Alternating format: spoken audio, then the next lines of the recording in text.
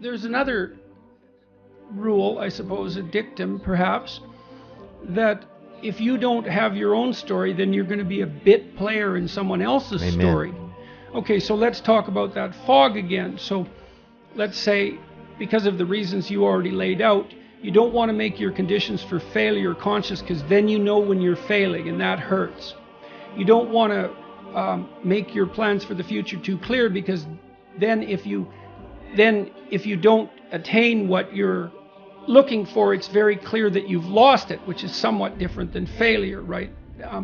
And then there's also the problem that if you make your motives clear to other people, then they really have the ammunition to hurt you, because like, I can hurt you by depriving you of what you want, but I can hurt you even better if I really know what you want and can deprive you of that. So you have reasons to keep these things unclear. But the problem then is that you don't have a direction that's powerful, right? Because you're not consulting yourself, watching yourself, learning about yourself, figuring out who you are, and figuring out what kind of route through life you would have to take to be engaged. Okay, so then you get weak because you're not integrated. You're all over the place. You're scattered. Well, then anybody who has power for one reason or another can compete with you for your own attention and win. And so if you don't have your own plan, painful as it is to develop one, partly because you have to take your own inadequacies into account. Oh yes, and you also mentioned, you posit an ideal, this is what I want, or this is who I could be. The farther away that is from you, the more inadequate you feel in relationship to it. So that's another reason to avoid it. But yes, well, that's why every ideal is a judge. There's no getting away from that. Now, if it's too much for you, I might say, well, make a lesser ideal. Like, try to pursue something that doesn't intimidate you into paralysis. What you really want to do is you want to lay out a plan that has a pretty high-end aim, but that also consists of steps that aren't too intimidating. So you have to ask yourself, I would like to do this, I should do it, but would I do it? And the answer is likely to be no, often. Because you know what you're like. You're supposed to go to the gym, but you don't. It's like, okay, well, maybe you won't go to the gym, but maybe you'd walk half a block every second day, something like that. And you have to ask yourself, I write about this in the first chapter, about the advantage of being a fool. If you notice that you're not so good at something, then you can calibrate down the goal until a fool like you can manage it, and then you can attain it, and then you're not quite so much of a fool.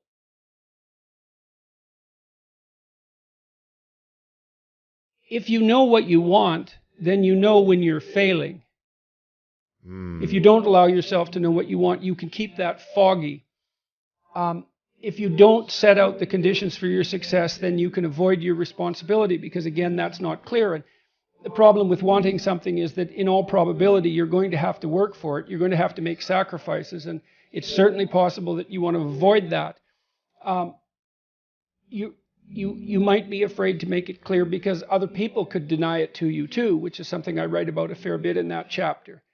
The problem is, and failing to make any of that clear protects you right now, but it's really hard on you over the medium to long term, because if you don't make it clear to yourself what you want or to other people, the probability that you're just going to stumble into it is pretty low.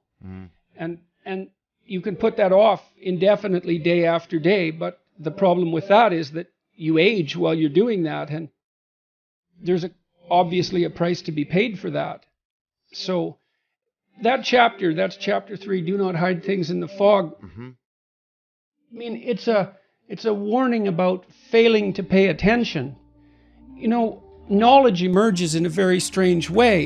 It emerges, obviously, when we learn something, we started out by not knowing it. And so what that means is that knowledge goes through a transformation process from being absolutely not there to being explicit and fully detailed. And one step of that process is emotion. And so, for example, you might find yourself frustrated, disappointed about the events of the day, but be unable to exactly specify why. That's extremely common. You go home to your partner and you be in a bad mood, and you'll snap at them for something, and they'll say, well, what's up with you? And you'll say, well, nothing, you're just being annoying, when it's perfectly clear to both of you that there is actually something up with you.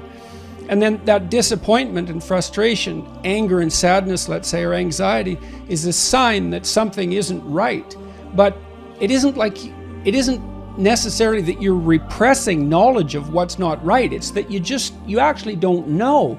And the emotion is the first step in the process by which that knowledge emerges. And you might have to sit and think and talk to your partner or to a friend for God only knows how long before you're actually going to put your finger on what it is that you're upset about. And it could be very far removed from whatever happened to trigger you in the moment. And so that's the fog. And you can keep things in the fog just by not doing that. It's really easy. It's no more difficult than just sitting there doing nothing, because creating knowledge is active and difficult. Attention is the basic currency, right?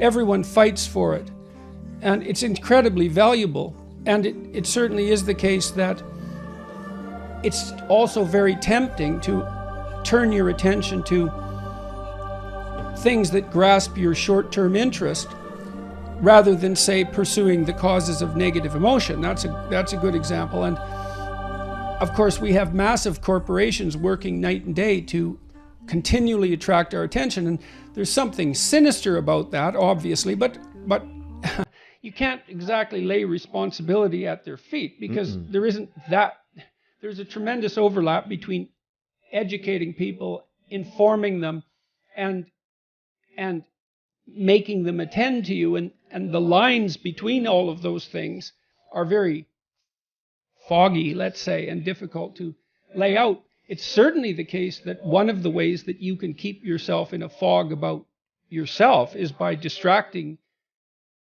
through distraction with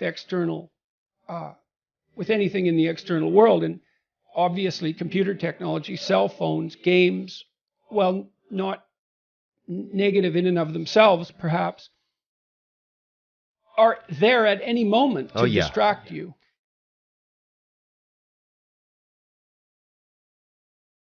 I think you need a meaning to sustain you in life, because life is difficult, and so the meaning has to be proportional to the difficulty. I think everyone knows that and wants that. Whenever I talk to audiences about that and pointed out that it's through the adoption of responsibility that you're most likely to encounter those meanings, the audiences would generally go silent, because that isn't an equation that's often made, right? Is that, well, you need meaning. That's better than happiness. Happiness is a consequence, I would say, a fortunate consequence of the pursuit of something deeply meaningful. But almost everything that's deeply meaningful requires the willingness to adopt responsibility. And so that's a good thing to know, because you might ask yourself, well, why should I adopt responsibility? And the answer to that seems to be something like, wow. Well, it deepens your life.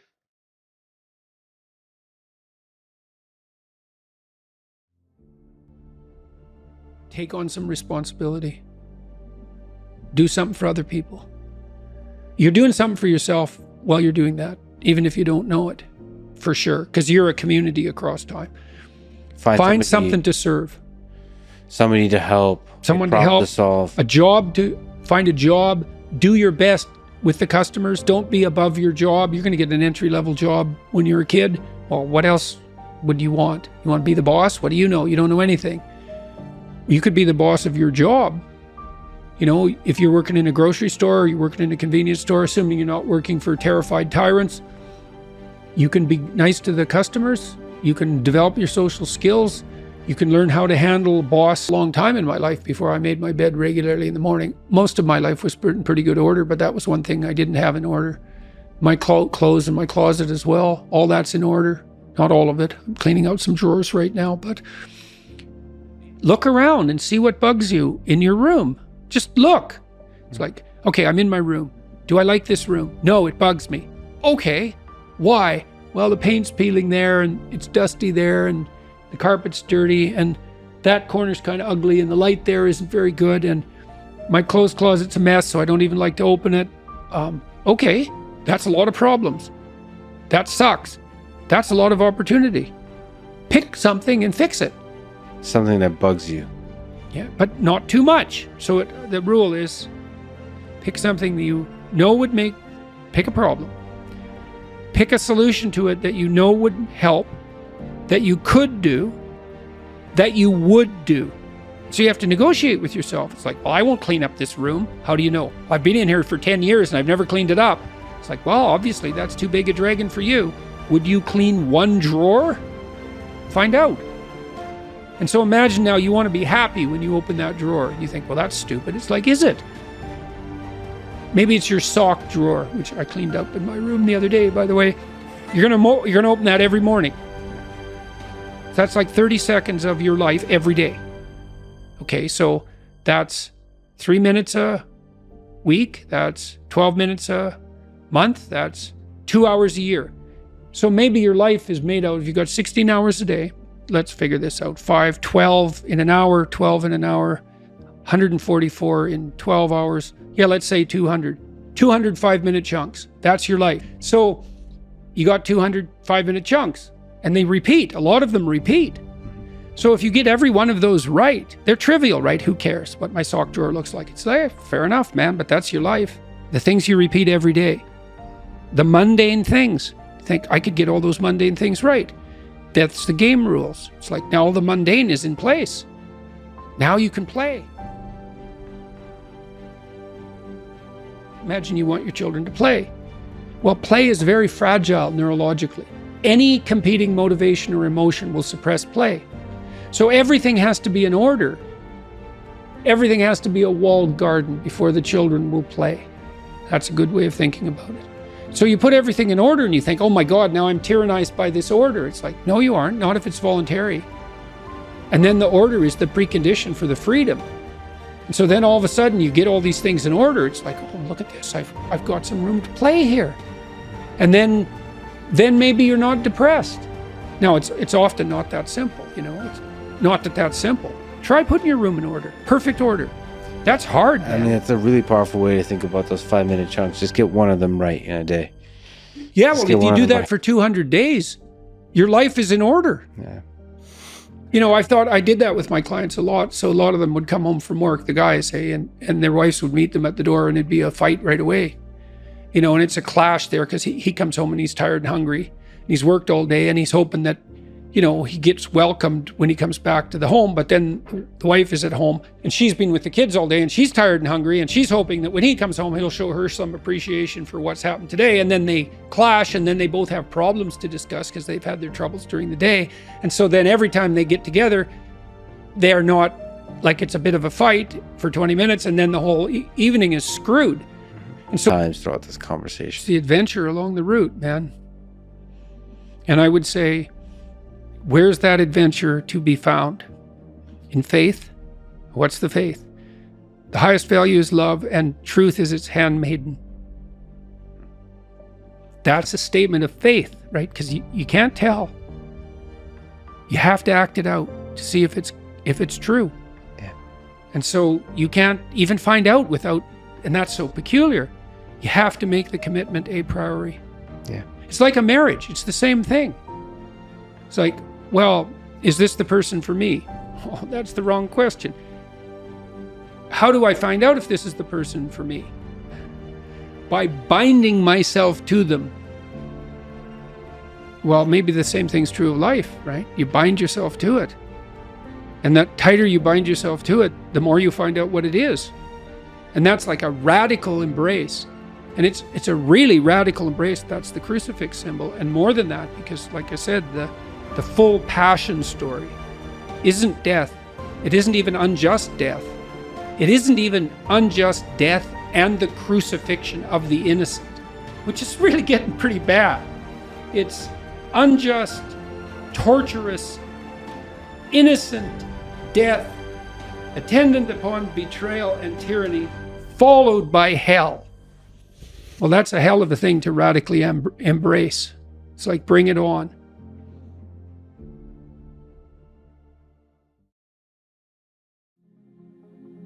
Why do you think there is such a crisis of masculinity in the first place, and why are there so many people out there who are angry at you for even talking to men? Well, I think you could think about it as a consequence, in some sense, of the lack of a concept of original sin, oddly enough. I mean, people bear an existential burden, you know. It's an intrinsic part of life to, I suppose, to feel guilty in relationship to nature and to feel guilty in relationship to culture. You know, it's difficult for us to live in harmony with the natural world, and for the natural world to live in harmony with us, by the way. And none of us are all we could be on the social front. And one of the consequences, and so we have that sense intrinsically, you know, that there's a lack in us that needs to be redressed. And unfortunately, that can be weaponized, and has been. And what I see happening to young men in particular, boys as well, not just young men, and maybe even, you know, maybe starting at the age of toddlers, is that we have this sense in the world that human beings live in antagonism to nature and that we're actually a malevolent force. And that our social structures, which are clearly capable of the commission of atrocity, are fundamentally oppressive, patriarchal in their nature. And so then if you're a male in a society with that ethos, the motive force that drives you into the world to live is associated with rapaciousness and despoliation on the natural front, and then oppression and atrocity on the social front. It's like, well then, if you're the least bit conscientious, because this sort of accusation hurts conscientious young men the most, then the best you can do is, well, let's say castrate yourself. How would that be? And that would be real comical, except that it's also happening. So I guess that's why I think there's a crisis. And there's something serious at the root of it, right? Because we do have to take the fact of the potential damage we can do to the natural world and the social world. We have to take that seriously, but the proper consequence of taking that seriously is not to commit hara-kiri, let's say, in a fit of moral anxiety and take yourself completely out of the game. But that's the insistence now, and it's really, and I see that psychoanalytically, you know, I see that as a manifestation at a symbolic level of something like, well, symbolically, that's associated with the devouring mother, right? It's an overweening and destructive false compassion that has this devouring quality. And yeah, and that's basically where we're at. The thing is, I never really set out to talk to men specifically, but I did set out, at least in part, to make a case for the utility of both the feminine and the masculine spirit. And it turned out that making the case for the masculine spirit was something that was more demanded by the culture, let's say. The anger, that's a complicated issue. We touched on some of it in relationship to the despoiling of nature and the idea of the oppressive and atrocity committing patriarchy. But then there's another issue too, which I think is germane. Because of family fragmentation, there's a very large number of women who have, just like there's a very large number of men who have never had a real word of encouragement in their whole life. It's a really sad thing to see. It's a really, really sad thing to see that deeply and to have seen that reflected in so many thousands of people. But there are many women who've never had a positive relationship with anyone male in their life. And so one of the consequences of that, we know, for example, that younger women are more likely to be attracted to men who show dark triad traits, narcissistic, Machiavellian, and psychopathic. And people who have those traits are characterized by the mimicry of competence. And so what women want in men more than anything else is competent generosity, and the data on that are very clear. But you can mimic that if you're narcissistic, and if you're a young woman, you can be deluded by that. It's partly because it points to the problem of dissociating competent confidence from the expression of power per se. So we could call power, I'll define that as the willingness and ability to use compulsion to attain your aims. Now, if you are someone who has a proclivity to manifest power, then that looks like the manifestation of both ambition and will. And if you haven't had a positive relationship with anyone masculine in your life, and maybe not even with your own internal masculinity, say, you can't discriminate between power and the ambition that serves competence. And so because that's terrifying, because the power, if you have had only negative relationships with men, their capability to use power becomes such a threat that it has to be opposed at all costs, even if it manifests itself within the developmental pathway of your own son. And so some of that's familial breakdown, and then you have a multi-generational pattern of that, and that makes it even worse. And so that's definitely part of it. You know, there's an ideological drum that's being beaten constantly, both on the sociological constructivist front, right? That's the oppressive patriarchy, and then on the environmental front. And then you add to that the fact that, well, on the leftists, especially the radical types, their whole damn doctrine, it's the most pathological doctrine you could invent if you set out to invent a pathological doctrine. And I mean that. I'm not making a joke. I really mean that in the deepest possible sense. The notion that the fundamental human motivation is the willingness and ability to use compulsion, power. It's all about power. And every time I hear that now from someone, I think, that is not a sociological observation. That is a confession on your part. And it's also just complete bloody nonsense. I mean, you all know this. You have friends because they're compelled to be your friends? Like, that's definitely not how you have friends. You might have bully henchmen that way, but you don't have friends. Power is an extraordinarily unstable basis to establish a marriage on. Plus, it just doesn't work, because it turns out that women, who are so annoying, are very difficult to oppress, you know. So you can try, but it's not that easy. And I don't think that we've been all that historically successful in doing so. But it's also a preposterous proposition, because the expression of power within an intimate relationship does not produce intimacy or a relationship. The best it can produce is like a combination of tyranny and slavery, and that does not characterize the institution of marriage per se. And I've been trying to puzzle out, especially in my lecture tour recently, what the antithesis to power is, or to the will to power, let's say, in terms of arbitrary compulsion. And it's something like the spirit of free and voluntary play. And that's a wonderful thing to know. It's so optimistic. You guys were talking about optimism earlier, you know.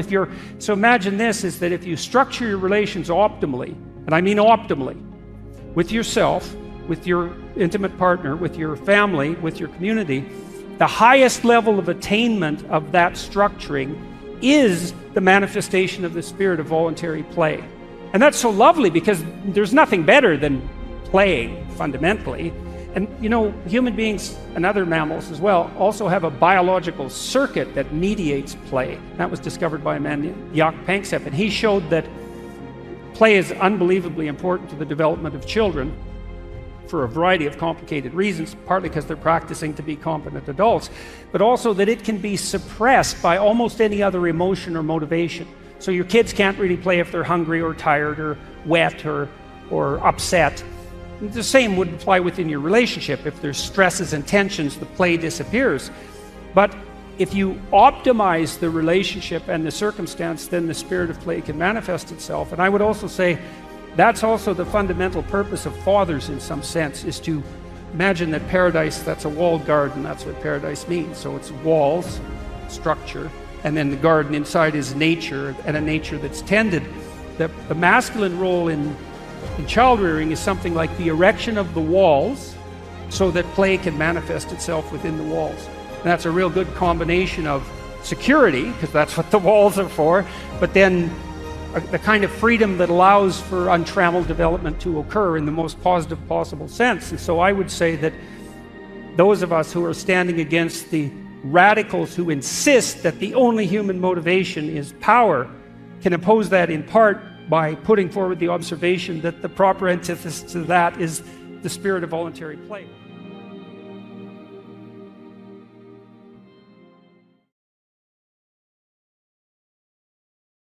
What has been your experience with dealing with these men who have these nice guy tendencies, who can't stand up for themselves, who their moms raised them to be this type of anti-man? Yeah, well, sometimes that can also be temperamental, right? Because if a man happens to be high in agreeableness, this is also true of women. They're much more conflict averse and they're nicer in their temperament. So if you get an agreeable boy, let's say, who also has a doting mother, then you might have that problem. There's other ways of having that problem, but that's one way. Well, when I saw people like that in therapy, they were often resentful and angry and passive aggressive and getting in their own way, often to spite, whoever was doting on them, let's say. And so the first thing I would do is listen to why they were there, and then start to unpack that anger, and then start to work with the individual to figure out how to voice that. You have to separate out what's old history and useless and what's just narcissism and infantilism from genuine concerns. But if you listen to people, they will sort that out for themselves. That's one of the cool things about being a therapist, is if you listen, that happens more or less by itself. And then as a behavioral psychologist, maybe someone like that would need a raise, but would be afraid to ask their boss. Well, we just practice that. It's like, okay, well, first of all, why should your boss give you a raise? There might be good reasons. He doesn't want to lose you because you're a good worker. Well, are you a good worker? And if you weren't, well, we'd solve that problem.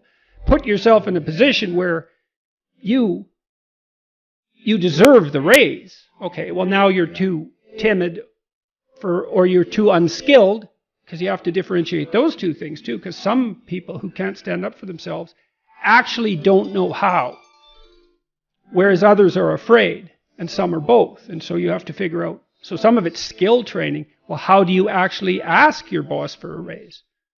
Well, you tell the truth. That's the best way. You say, look, here's what I'm doing. Here's why it's really useful for you.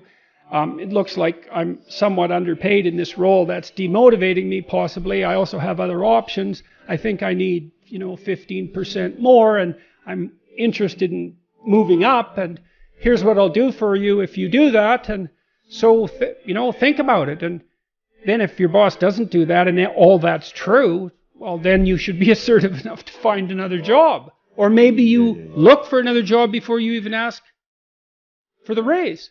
Put your CV together, right? Update it so you're not afraid to look for another job. All this is strategic thinking. That was another thing that was really fun about clinical work. Most of my clients, they doubled or tripled their salaries within 3 or 4 years. They worked at it. This wasn't nothing. This was major league strategic planning. And that was true for women and men, so, and that's very fun to watch that happen. Think clearly about it, right? And get your act together, and you got to see what's getting in your way. So maybe you're afraid to ask your boss for a raise, because if he says no, you'd have to look for a job, and you don't have your resume or CV updated, and the reason you don't have it updated is because you're embarrassed about the lacks in it, and you don't want to face the lacks, because then you'd have to see how you didn't get educated properly because you were useless, and you'd have to take steps to rectify that. And it's a real mess down there, right? Yeah. The reasons you're not asking. So we'd lay that all out and then say, well, you're embarrassed about your resume. Well, update it and let's take a look at it. Okay, well, here's some holes and they're not good. What could you do to fix those? And then you break it down into small steps, right? Implementable steps, because that's very practical. So that's a good thing to know. If you have your sights set on a goal, you'll move towards it if you break the steps down small enough so that even someone as useless as you will do it. And that also requires a fair bit of humility, because what you might find, especially if you're avoiding something, is that the step you are actually willing to take is so small that you're embarrassed to admit it to yourself, so you won't take any steps at all.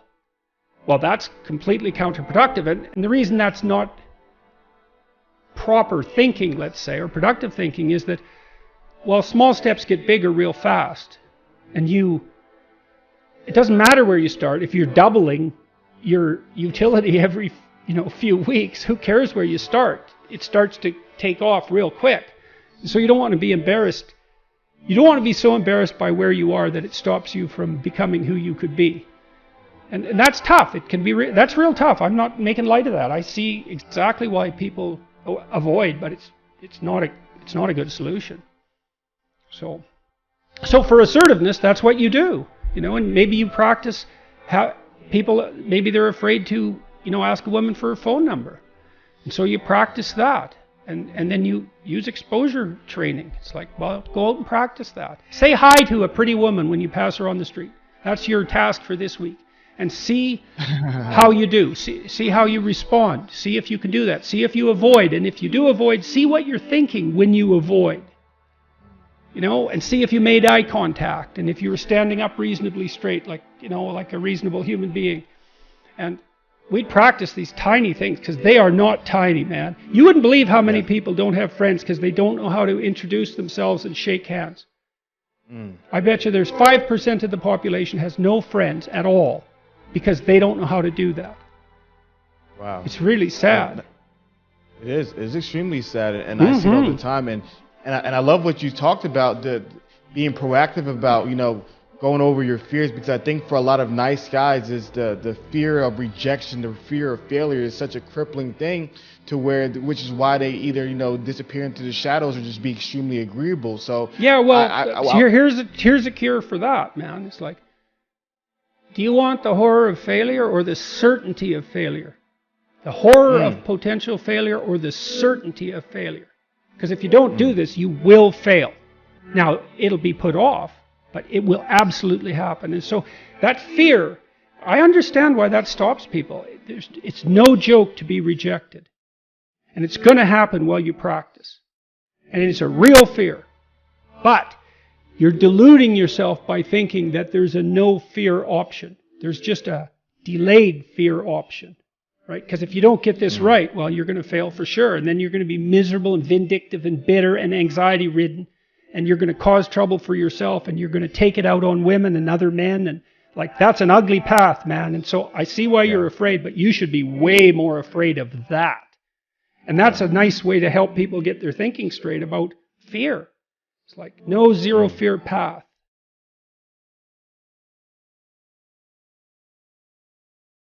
And a lot of men don't have encouraging messages to be able to start them on a journey to success. It's really, if you're afraid of male power, let's say, crippling them is one solution. Yeah. Now, it's not a good solution. And that's going to happen if you think of the patriarchy as a tyrant. And look, there's reasons to think that, So, I was watching this movie, King Arthur, by Guy Ritchie, and when the new king, young King Arthur, takes his sword, he has flashbacks to his evil uncle killing his father. And it's so terrible that he can't hold on to the sword. And I thought, well, what's Ritchie doing there? That's the case for all of us, isn't it? Because when we look into the past and we see our evil uncles, it's just a complete bloody catastrophic mess, isn't it? Slavery and genocide and war and oppression and that's on all of us, isn't it? And it's always lurking there in the background. And so is that male power? Well, yes, in some ways. I mean, if you don't give a man a sword, he can't use a sword, right? So not giving him a sword is one way of making sure he's peaceful, but it's not the optimal way. And besides, if you cripple men, they become far more dangerous. They become dangerous in an terrible underground fashion. Of course, the same is exactly true if you cripple women, but we're speaking particularly of boys, because I suppose there's an education crisis among boys and young men. Well, you want to encourage that power because it's actually a tremendous force for good if it's brought under control. And so, but that's a hard thing to get right. And it also requires a lot of trust and work on the part of women because they want to, it's like Beauty and the Beast, right? Because Beauty entices that beast who's real, but uncivilized and dangerous. She sort of entices him into becoming fully developed. And that's what a woman has to do when she, has that work project that she marries or has a long-term relationship with. But it's much better to encourage with faith and trust.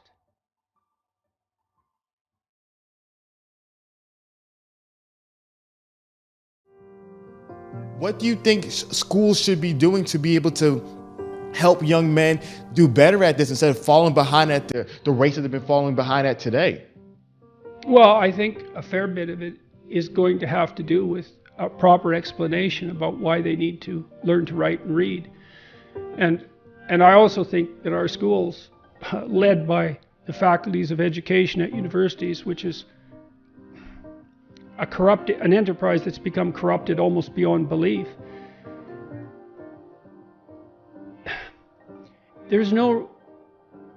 We should make much more of an effort to ensure that kids are unbelievably proficient readers. And a lot of that is going to involve early automatization of letter and phoneme and syllable and word recognition. So, because what happens is, when you teach a child to read, first of all, you teach them the alphabet and the sounds. And we have an alphabetic language, thank God, because it makes things much simpler.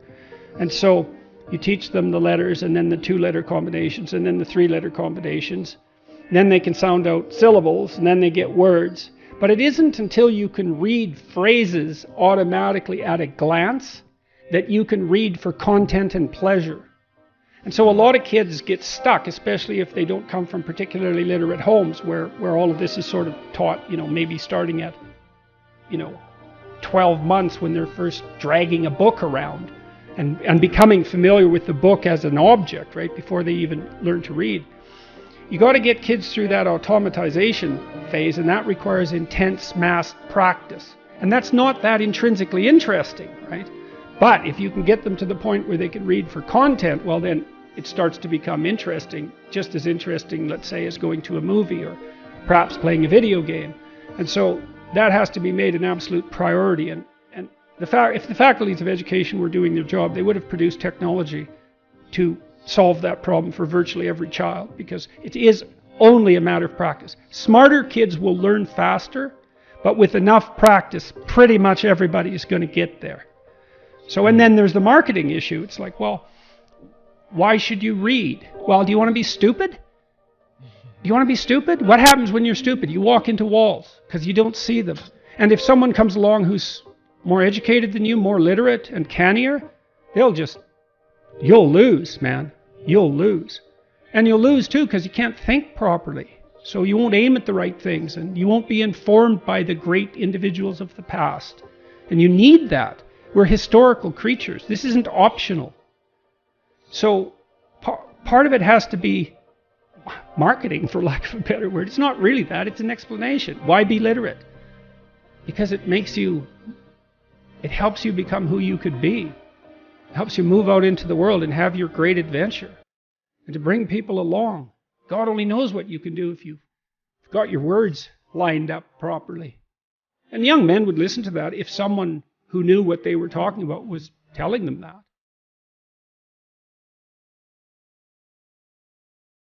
Tell the truth, or at least don't lie. Because you can't tell the truth, right? Because who are you to tell the truth? That's a mighty tall order, man. But you can stop saying things that you know are lies. And that will change your life if you do that. And it's crucial. Why would it change their life? Well, how can you adapt to reality when you falsify it? And you think, well, I'm just lying to other people. No, you're not. You can't just lie to other people, because what you say becomes you, especially if you practice it. Because we build ourselves out of words. And that can be lies in action too. It's like, don't say things you know to be false. That's a good start, man. And it aligns yourself with the truth. And how can that be a bad idea? Imagine that what is true reflects reality, which is sort of the definition of true. How can failing to align yourself with reality work? How is that possibly going to work? Well, you say, well, I can, if I lie, I get away with something. It's like, no, you don't. I tell you, I swear this is true. In all of my clinical practice, I have never, ever seen anyone ever get away with anything even once. You think the chickens won't come home to roost. It's like, all that means is you're too stupid to see what your lies cause, or too blind or too self-deceptive. You just don't see it. And so you don't get away with anything. Nothing. It's terrifying to actually understand that. It's terrifying. What if you can't get away with anything, ever? You know? Well, that's the judgmental God, fundamentally. That's a very old idea, and it's an old idea for a reason. And of course you can't get away with anything, because imagine that you took a flexible plastic comb, you know, and you bent it backwards, and you say, well, I got away with that. It's like, well, what's going to happen when you let go? It's going to snap back and hit you in the face, and that's life, man. You warp the structure of reality? You think you are someone who can warp the structure of reality with your words and get away with it? Really? No, man, that should terrify you right to the core of your soul. You're not God. You can't do that. Dr. Peterson, you said that you've never seen someone get away with lying. Anything. What do you mean by that? Because I can imagine if somebody listening to this right now who said, well, I haven't told the truth and I got away with plenty of things in my past. What do you mean by that? Yeah, everything is right in your life. Everything is just the way you want it to be. That's how it is it? Yeah, sure. And good. If find someone like that, great. But I've never seen anyone like that. And psychopaths, you know, they have no conscience. They lie all the time. Well, how do they get away with it? They don't. They have to move. Because people figure out who they are, and then they have to move on. And so you could say, well, that's getting away with it. It's like, well, no long-term relationships, no love, no trust, no brotherly affection, no friends, you know, and generally no financial success, not in the real sense. How is that getting away with it? And then you might say, well, I've got away with it so far. It's like, maybe you have. And maybe you're just too dim to see the consequences because you've blinded yourself, and God only knows who you could have been if you wouldn't have lied your way to where you are now. No, I've never seen it. And you know, sometimes I'd go work with someone to untangle what had happened to them over multiple years as things fell apart. And we'd find all sorts of lies. Not always ones they told, but sometimes lies their parents told them, for example, that deep, dark, terrible things. You know, messing things up in an unbelievably catastrophic and tragic way. And it was absolutely terrifying. But I can't see how it just doesn't make sense. It's like, how could you possibly defend the idea that you could warp the structure of reality and get away with it? I mean, who, like I said, who do you think you are? Reality is, you don't mess with it. Like, it kills you. And it'll torture you quite a lot before doing that if you're particularly unlucky. So beware. You know, they say the fear of God is the beginning of wisdom. That's that judgmental God. You violate your conscience, man. You will pay. You become what you practice. You know, and if you withdraw and lie, you become a lying coward. That's what happens. You don't have to practice that much before that's the case. So is that what you want? You know, well, no one will come after me. It's yes, they will. Part of it is also really understanding in some way that there's no escape. You know, there's no safe path. There's a noble path. There's an honorable path. There's no safe path. And possibly you wouldn't want that anyways, because, well, who are you exactly? You know, look at you. You know, warrior stock. Every single one of your ancestors has stayed alive for 3.5 billion years. It's like, good work, man. That's a lot. And so, what makes you so sure you're built for safety? What makes you so sure that that's what we should strive for? And then if you want adventure, I'll tell you what an adventure is. You tell the truth as nearly as you can, and you'll have the adventure of your life. That's for sure.